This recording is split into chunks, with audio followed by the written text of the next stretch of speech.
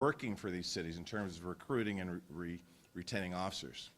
We listened. We talked to the officers themselves. We talked to community members. We talked to people in the industry who know a little bit something about recruiting and what incentivizes officers.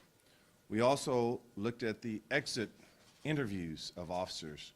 So in other words, we did what we consider a very, very well-rounded approach. Just last week, I had a conversation with an officer in another state who was considering joining the King County Sheriff's Office and the Auburn Police Department, and I asked this person, well, why would you leave your hometown and come up north, and why didn't you consider the Seattle Police Department? So it was these kinds of conversations that members of my staff and other police officers have had, which sort of formulated what we developed in our police recruitment and retention plan.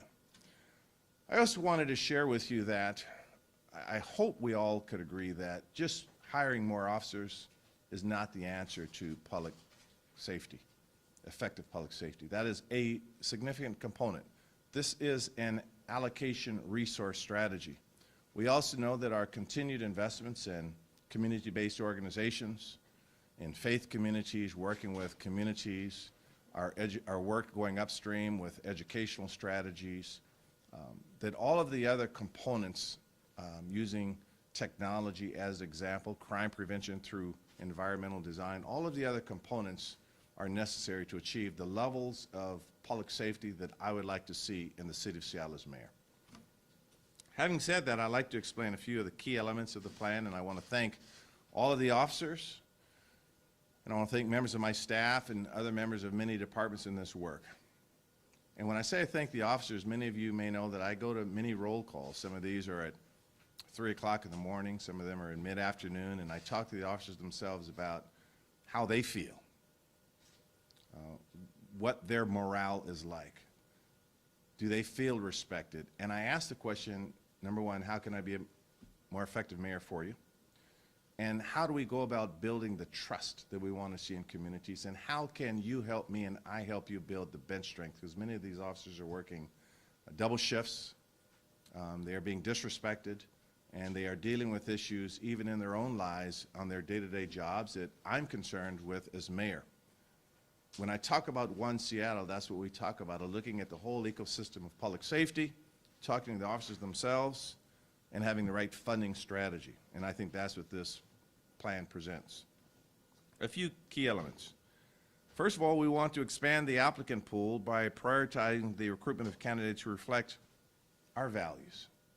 So we talk about the right number of officers, and we make it clear in the data that we provided you that we're trying to get up in the 1,400 plus numbers, but not numbers alone, that we want them to understand the unique culture of Seattle, unique needs of Seattle. And so we're looking at those with different backgrounds, those with diverse racial and immigration backgrounds, people with college education or language skills beyond English. We're looking at this new kind of officer that we think are going to be a strong component of the One Seattle vision. We know that financial incentives are critical. That's why this plan offers incentives up to $30,000 for lateral transfers and $7,500 for new recruits, ensuring that Seattle is fully competitive with our neighboring jurisdictions. Now, having said that, these numbers were not arbitrary or random, that we do a national search, we look at a regional approach in our different neighboring jurisdictions, and we have to compete. Let me make that point very clear, that officers have options, like anyone else. So we are competing, and we want the finest officers here, and we make no, we advance no ambiguities on that issue. We've hired additional staff dedicated to SPD recruitment, greatly increasing our capacity, our focus, and our expertise. And I want to thank the officers themselves. I know them personally that are doing recruiting. They're doing a good job with the resources that they have. And of course, this is an allocation resource strategy, as I said, so we're going to give them more resources. But I've had many conversations about them. In fact, during a recent Juneteenth celebration at Seward Park, I talked to them when they set up a recruiting booth to talk to members of the community. And this is where some of our ideas have come about. So we're going to dedicate more people, some of them civilians, on how we could add more resources to this recruitment strategy. And of course, there's a financial component with that. quite candidly, we're going to put more resources into recruiting. Marketing plans and advertising budgets and strategies are tools, and we have to have the best tools. And so we have actually have people with backgrounds looking at the existing marketing plans, and so we will revamp many of them and make them quite candidly more relevant to people who may not ordinarily consider a career in law enforcement, make them more appealing. We've looked at commercials from other countries to see what they're doing. So again, we're going to get a little more sophisticated in our approach because, as you well know, in the private sector, companies spend a lot of money in advertising and recruiting. And so we have to look at the special, I guess, the unique skills that goes into an officer and appeal to these officers to join our ranks. You also saw in components of our system a redesigning of our recruitment systems and the modernizing of the application process to accelerate hiring, including steps for the first time allowing online application document exchanges and the elimination of travel requirements for physical agility tests and oral board interviews and more. Now, one thing that, of course, has come out of this pandemic is we realized that we can do a lot through computers. Now, while this may sound small, it's actually huge because, quite frankly, we want to be nimble. We want to make sure we're using technology. We're optimizing our use of technology in how we approach the new officers, and quite frankly, many people are used to these kinds of tools, and so it's high time we look at industry standards and use these tools as well. We're creating a recruiting speakers bureau of respected community stakeholders and partnering with regional business and community-based organizations to promote public service careers in law enforcement. Now, this becomes sort of critical because while I'd like to think that I'm a pretty good-looking guy, hey, you guys are supposed to laugh at that. There are much better-looking people and much more appealing people to members of the public who can actually reach people that I cannot reach as mayor, perhaps other officers can't reach, people who believe in public safety, people who may have personal experiences that warrant the need for really good officers. And we will reach out to many of these people. In fact, many of these people have approached us and they said, hey, we want to see 7-minute response times. We want to see a culturally competent officer, and we're willing to speak on their behalves. So we're going to look at how we use these spokespersons and these respected community stakeholders and use that as one more effective tool in recruiting. Specifically, we're also looking at the development of new programs to support officer tuition assistance and to create a pipeline of potential recruits through local colleges and universities. Now, this has proven historically to be somewhat fertile grounds, but we'll make sure that those who may have an interest and they just need a little push, a little incentive, a little vision exercises with us, and we'll recruit in these different educational institutions to see where fruit may bear.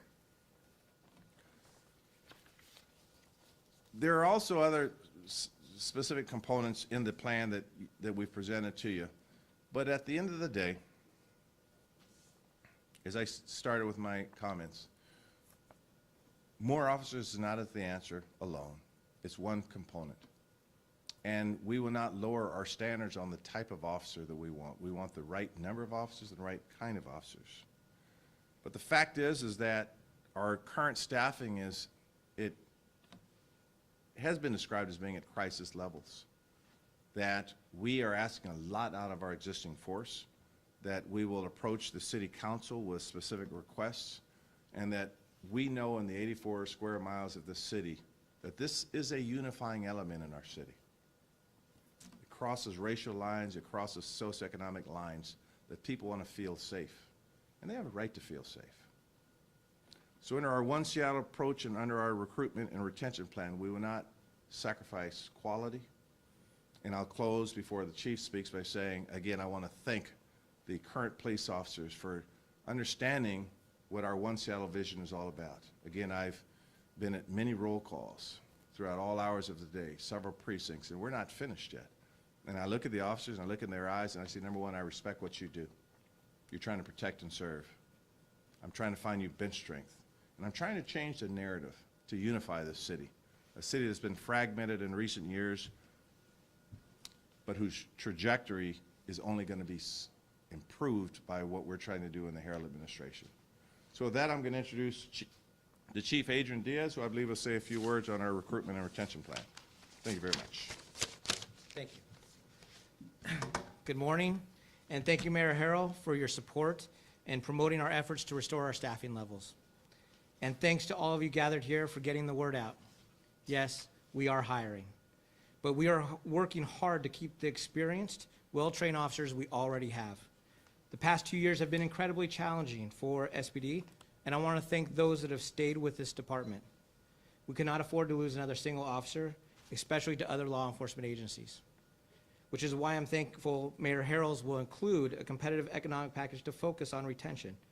We know that some of this will have to be negotiated, but there is a commitment. We value and respect our officers and the hard work they do every day. To the officers, you have stayed, you have endured, and you're committed to serving, and thank you. And as the mayor mentioned, over the past 2 years, we've lost over 400 officers to retirements and resignations. While we have hired, we are down 372 deployable officers. And this loss has real impact in our deployment of our city. Our staffing levels currently do not allow us to ensure the high level of public safety the people of this city deserve, and that I've dedicated all 25 years of my career to providing. We have real challenges in our community. On Monday, I spent time at 12th and Jackson, the CID, and 3rd and Pine observing the significant criminal and social issues the city faces. To return to our most responsive levels, SB needs to keep the officers that we have and hire at least 500 more over the next 5 years. But you should know, despite our current staffing crisis, SPD won't just hire anybody. As the mayor mentioned, the basic motivation of all police work is to help people. So SPD will hire only the most dedicated and highly qualified employees committed to serve. Our dedication to diversity and equity has also resulted in recent success. 50% of SPD recruits hired in 2022 represent BIPOC communities. Now is also the perfect time to focus on why most of us committed our lives to police work in the first place. The challenges of the past 2 years have renewed in many a spirit to serve others, and the profession is a service profession, and we are here to help people. We are proud of our officers who remain dedicated to the people of Seattle, and we look forward to welcoming only the best and brightest, only those who want to serve, but we cannot do it alone. It will take a collective effort with the mayor's office, city leaders, and our community partners working together. We owe it to all of you to recruit only those that will help and serve others. And as many of you know, SPD isn't the only department looking to hire dozens, if not hundreds, of people, which is why I and the entire department celebrate the mayor's announcement today regarding this new recruitment and retention plan. And I'll open it up for questions. Aaron, I'm with the Seattle Media newspaper. It is well documented relationship between African American communities and the police department. We talk about diversity. Is there any effort in bringing in police officers that young people, particularly in South Seattle, can identify with, particularly being straightforward, more black officers patrolling the South Seattle area that have that kind of understanding of what's going on in the community? Yeah, so thank you for bringing that up. So this year alone, we've actually last year we hired 40% of our hires were people of color. This year we're at 50%. So that's number one, we're changing that trajectory of who's coming into the department. The second part is we launched SPD Before the Badge just in May, which actually incorporates a lot of different components. But one is understanding the history and community that they serve and bringing it from a different perspective, bringing black history in, bringing Native history in, bringing Latino history in. Because I want officers to understand who they're serving and what their level of service is going to be committed to. And that's going to be for all new recruits that are coming into the department. Let me just piggyback on a question. I'll come back to you. Let me be very specific, Mr. Allen. About 2 weeks ago, I was at a roll call, and I met a gentleman who graduated from Rainier Beach, an African-American officer. We had a delightful conversation. My first question is, well, you went to Rainier Beach. I won't hold that against you since I went to Garfield. But tell me why you decided to become an officer. And my second question is, can you help me recruit more officers? It's really, at the end of the day, it's as simple as that our officers could be the greatest recruiters in the city, and they have to believe in what we're trying to do. So yes is the short answer, as the chief said, and on a granular basis, I'm talking to people who have come from the community, but helping our efforts in recruiting. I think there's a question back there. So far this year, how many police officers have left the Seattle Police Department, and how many officers have you hired? So we have lost 109 officers this year, many of them to retirements, not to resignations. We hired a lot in the late 80s and early 90s, so we do have a lot of people that have had 30-plus years, and this is their time that they are leaving. I've hired about, right now we're on pace, right at 35, just at the end of this month, we should be at 35 this month, so. Question about retention. So if officers are leaving in large numbers, the retention plan doesn't seem to include any retention bonuses. Why the focus on recruitment and lateral hires rather than retention? And then secondary question, what is this going to cost? So it does actually include, some of it is going to be negotiated. There is a comprehensive economic package, but some of that is being in negotiation. So can't highlight like a dollar amount to that very specific piece of it. And then there's other things that we're focused on, levels of wellness. So finding a shift that works for officers. We're hoping to get a little bit more time off for officers because, you know, this line of work, a lot of stress, a lot of response to shootings and different calls for service, and you need that extra time to take. The other component is also trying to also look with an education incentive plan as well to be able to cover some of the tuitions for people that want to seek higher education as well. I'll clarify that, Erica. This plan will be presented to the council with approximately $1 million price tag, which is in addition to the $1 million that we had made we had advocated that we received, but this allows us some flexibility in the first million. So basically, in how I described it, it's a $2 million plan, giving us flexibility in the first million. This will then educate us during the budget process for next year, in the next 2 years, in the biennial budget, to see how successful it is and what other flexibility we need. Just to follow up on those numbers, why not issue an executive order now and have some money for recruiting this year? So we've considered that, but part of my approach as the mayor are to work with our council members to allow them to understand why we're doing what we're doing. They all have districts, at least 7 of them have districts. We want their buy-in. We want them to understand that what we believe, what my administration believes, is that people throughout our 84 square miles, they want this kind of recruiting. So rather than have a top-down heavy approach, it's a collaborative approach. And we think in the long run, this approach will pay dividends for this city. So, but even though all these other cities are offering recruiting and retention and lateral bonuses, the city won't have anything for the rest of the year, and officers are continuing to leave. Yeah. Let me make it clear. So one of the reasons why I'm talking to every officer is I said when I was running for office, I'm a pretty darn good recruiter, and I'm a pretty darn good leader. And I need them to understand my vision, because they have been demoralized and disrespected. And I say to them that what we're trying to do is, quite frankly, get back to the basics in many ways.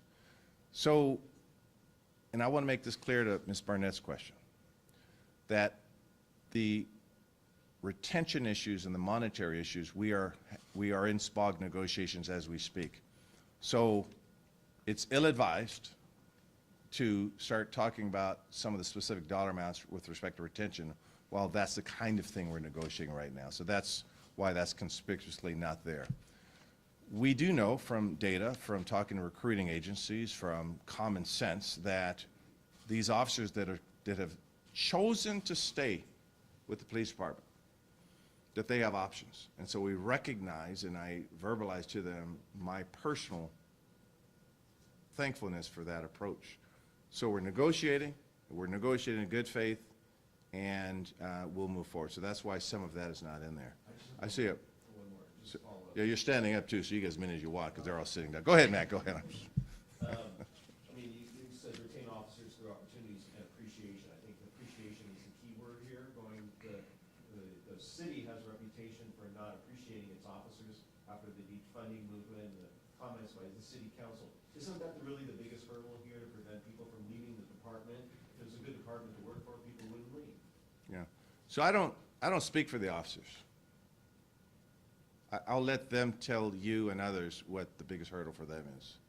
And I want to make it clear that I'm not going into these roll calls alone. I'm going with my senior deputy mayor, Monisha Harrell, and I want to thank you for getting up at 2:30, 3 o'clock a.m. in the morning and joining me, and Tim Burgess as well, former mayor, city council president. And I think one of the takeaways, and Andrew Meyerberg as well, who's joined us as well, one of the takeaways is that point that we say, under our administration, we appreciate what you're doing. And I talk about a police accountability in these forums. I talk about, you know, the Charlene and Lyle situation in these forums. My message is clear, that if we do this right, this is a unifying element in our city. So, but I'll let the officers speak for themselves on why they leave. My job are to encourage them to stay, and that's what we've been doing. Boy, I must have prompted some thoughts there. Jamie, do you mind helping navigate this? Yeah, have you gotten any input from city council on this, or their support there? Yeah, good question. First good question, by the way. No, I'm just kidding. Finally, you guys are laughing a little bit here. We got to enjoy the journey together. So all along, we've been talking to council about this. And I met, as recent as yesterday, I was in a council member's office on the second floor. I find my way back to that second floor talking about this. And so we believe the council will be receptive, perhaps not all. And again, I think to Matt's question about an executive order, I want them to see why we're doing what we're doing. So I think it's going to be warmly received. But again, if you haven't picked up by now, I don't like speaking for other people. So let's hope that they understand the message, and more importantly, let's hope they realize what I believe the city wants. Mr. Mayor, there's obviously a focus on like tangible steps to retain, recruit, but how do you overcome the reputational damage to the department, specifically, you know, officers maybe in other parts of the country that have some ill-formed opinion of Seattle, that Seattle's anti-police? How do you deal with the PR aspect of this? Yeah. Number one, that's my job, and I surround myself with communications people as well. I was in D.C. this weekend celebrating the legislation that the federal government's doing with the Biden administration on gun issues. My job is to promote the goodness in Seattle. That's what I do. And I will continue to talk to each officer. I'll continue to talk to the residents, the employees in the city. Part of the visioning exercises is having a vision of what Seattle can be. So that's how we deal with it. We're not going to give up. This is not easy work, by the way. You think talking to each officer and understanding their pain points. Many of these officers are saying this, and you should know this, Sebastian. They're saying, we want to be trusted. We want to be trusted. We want to be respected by the community. I share the story that when I was at Garfield, that my football coach was a police officer. I would go to this person for advice. That I believe that, again, this is a unifying element. And while, no offense, media, but while the media seems to love perhaps open fights, that's not what One Seattle is about. So we're going to change the narrative, and it starts with this plan. It starts with me being at roll calls. It starts with this chief's leadership. It starts with rank and file, mid-managers, informal leaders. The informal leaders are those people that may not be high in rank and file or their position, but they change the culture and the mood of a group. All of these tools go into changing that narrative, and that is going to be critically important to our success. You mentioned, I think, that 109 officers have left this year, and those exit interviews, how many of those were because of that same mandate? I haven't actually done I haven't looked at any of the exit interviews, but I do know, I think it's 65 that are retirements. So that is literally just experience on. And then we had, I think, about 37 or so that were resignations. Some could be to other agencies, some could have been to leaving the profession in general. So that I just don't have the answer for you.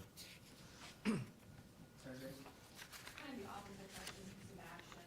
What do you say to community members who supported taking services out from under SPD or divesting from SPD, now you're coming in and committing to having this 1450 number?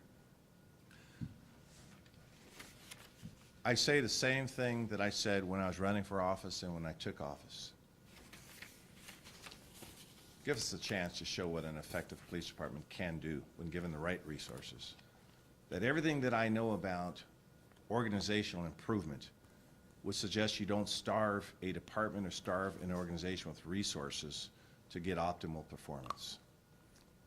By increasing the numbers, I do not mean increasing violence or unreasonable force. In fact, it's quite the contrary, and that's why specific components of this plan talk about hiring people from Rainier Beach, from South Seattle, or people that may have a background in de-escalation or being culturally competent. So what I say to those people who may say that, who do not want a militarized or racialized approach, I say I agree with you.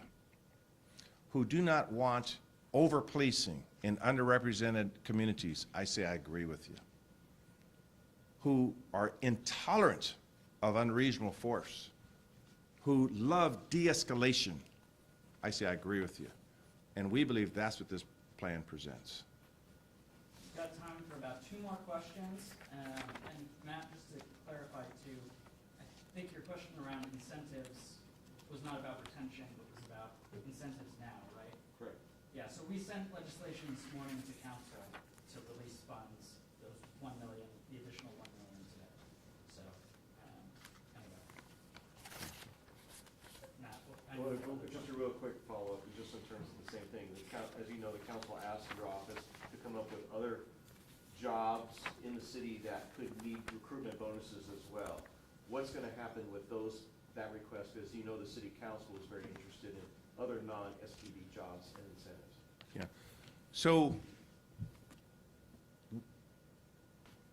this is not to the detriment of those other needs, but we do believe that these staffing levels are at a crisis level.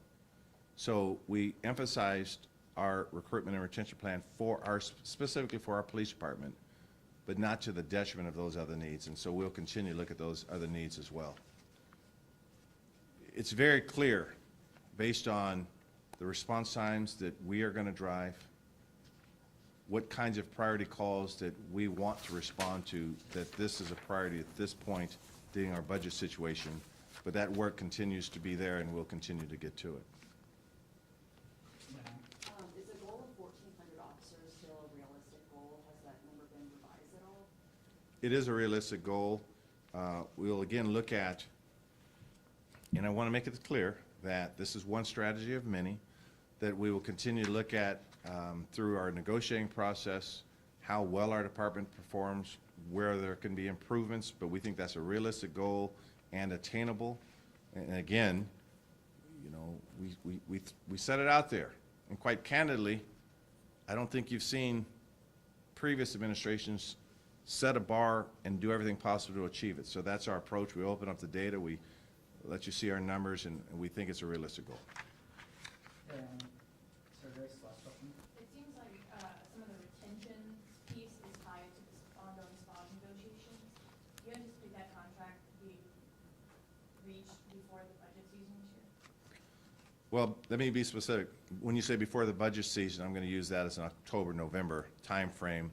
I don't think that's a realistic expectation.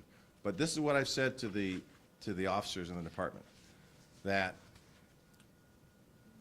we are going to be very forthright in our negotiations. If we're at an impasse, we'll deal with it, and we're not afraid to go to arbitration if we have to. The thing that I don't want are prolonged negotiations. That's not going to happen. So we're forthright. We realize there's a need. Our negotiating strategy will reflect that, and hopefully we'll have closure very soon. But it won't be before budget. That's unlikely. Just to clarify, the $30,000 and the lateral transfer, $7,500, that's still pending council approval? That's part of the package we submitted to them. That has not been approved yet? No, it was just submitted this morning. Okay. And do you feel like you have council support to get that passed? Well, feel is an emotion, so yeah, I'm pretty happy about it passing. I think it's going to pass. And quite honestly, we've been talking to them. And again, I asked even the council members, what do you think goes in a good recruitment or retention policy? help us out. Again, our approach has been that to, if I meet someone that's thinking about transferring, just like I said, I talked to an officer coming from a state from here. Well, why are you going to the King County Sheriff's Office? I'm not going to denigrate them, but why wouldn't you consider our department? And so when I get this kind of information, even with the council members, so I feel pretty optimistic. Okay. You're good. Thank you very much for paying attention to such an important issue for our city. Thank you very much.